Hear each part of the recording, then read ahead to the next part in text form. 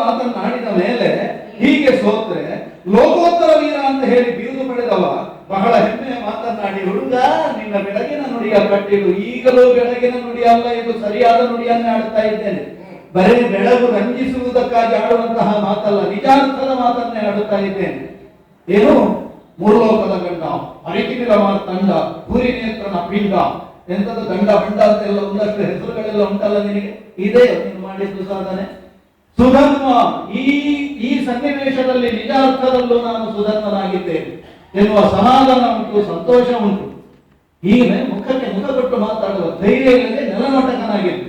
ಈ ಸಾರಥಿ ಇದ್ದ ಧೈರ್ಯದಲ್ಲಿ ಅಲ್ಲವೇ ನೀನಿಷ್ಟು ಸಾಧಿಸಿದ್ದು. ಅವನನ್ನು ಉಳಿಯಬಿಡುವುದಿಲ್ಲ. ನಿನ್ನ ನಿಜ ಸಾರಥಿ ಬರುವುದಕ್ಕಾಗಿ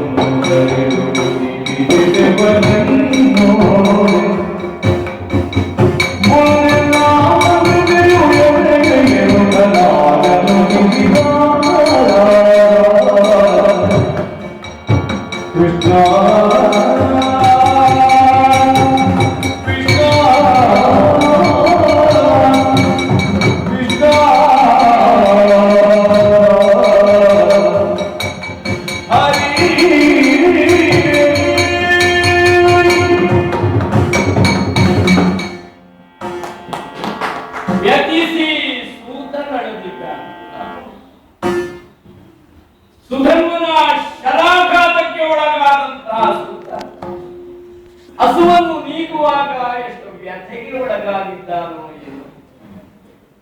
ಆದ್ದರಿಂದಲೇ ಬಾಯಿಯಿಂದ ಮಾತು ಬಂದು ವ್ಯಥಿಸಿ ಸೂತ ಅಳುತ್ತಿದ್ದಾನೆ. ಅಷ್ಟೇ ಅಲ್ಲ, ಸೂತನ ನಾಶದಿಂದ ನಾನು ವ್ಯಥೆಗೆ ಒಳಗಾದೆ. ಸ್ವಲ್ಪ ಹೊತ್ತು ಅಶ್ವದ ಭಾಗ್ಯಗಳನ್ನು ನಾನೇ ಹಿಡಿದುಕೊಂಡು ರಥವನ್ನು ಮುಂದುವರಿಸುತ್ತಾ ಮಹಾರಥಿಯ ಲಕ್ಷಣಕ್ಕೆ ಅನುಸರಿಸಿಕೊಂಡು ಹೋರಾಟವನ್ನು ಮಾಡಿದೆ. ಅಲ್ಲಿಯೂ ಸೋತು ಹೋದೆ.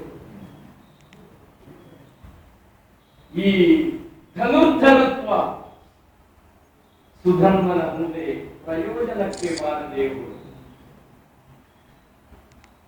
ಅವನು ಮಾತನಾಡುವಾಗ ಬೇಕೂಡ್ಲೇ ಹಾಗೆ ಮಾತನಾಡುವುದು, ಸೋತ ಮೇಲೆ ಹಂಗಿಸುವುದು ಅಂತ ಹೇಳ್ತಾರೆ ಕೆಲವರು. ಇನ್ನೂ ಸ್ವಲ್ಪ ದುಃಖಕ್ಕೆ ಒಳಗಾಗಿ ಎಲ್ಲಾ ರೀತಿಯ ಮಾತುಗಳು ಗೊತ್ತವನು. ಎಲ್ಲಾ ರೀತಿಯ ಯುದ್ಧ ತಂತ್ರಗಳನ್ನು ಅವನು ಬಲ್ಲವನು. ಅವನ ಮುಂದೆ ನನ್ನ ಯಾನವ ಪರಾಕ್ರಮವು ನಡೆಯದೇ ಹೋಯಿತು. ಆದ್ದರಿಂದಲೇ ನಮ್ಮ ಭಾವವಾದ ಅಶ್ವಮೇಧ ಯಾಗದ ಅಧಿದೇವತೆಯ ಭಗವಂತ ದೇವಕಿ ಪುತ್ರ ನೀನಲ್ಲದೆ ನಮಗೆ ಇನ್ನಾಗುತ್ತದೆ. ಆ ಸ್ವರೂಪವನ್ನು ಕಾಣಬೇಕು ಎನ್ನುವ ಅಪೇಕ್ಷೆ ಬಹಳಷ್ಟು ಮಂದಿಗೆ ಇತ್ತು, ಬಹಳಷ್ಟು ಮಂದಿಗೆ ಇನ್ನೂ ಇದೆ ಎನ್ನುವುದು ನನಗೆ ಈ ಯುದ್ಧರಂಗದಲ್ಲಿ ಮನವರಿಕೆಯಾಗಿದೆ. ಯಾವ ರೂಪ? ಜಗತ್ ರಣಾಂಗಣೇ ಯಸ್ಯ ಸ್ಮರಣಂ ಜಯಕಾರಣಂ ಪಾರ್ಥಸಾರ್ಥಜೇ ತಸ್ಮೈ ಶ್ರೀಕೃಷ್ಣ ಬ್ರಹ್ಮಣೇ ನಮಃ. ಯಾವ ಒಬ್ಬ ಸಾರಥಿ ಸಾಕು ಎಂಬ ಭಾವದಿಂದ ಹೊರಟದ್ದೇ ಅಪರಾಧ ಆಯಿತು.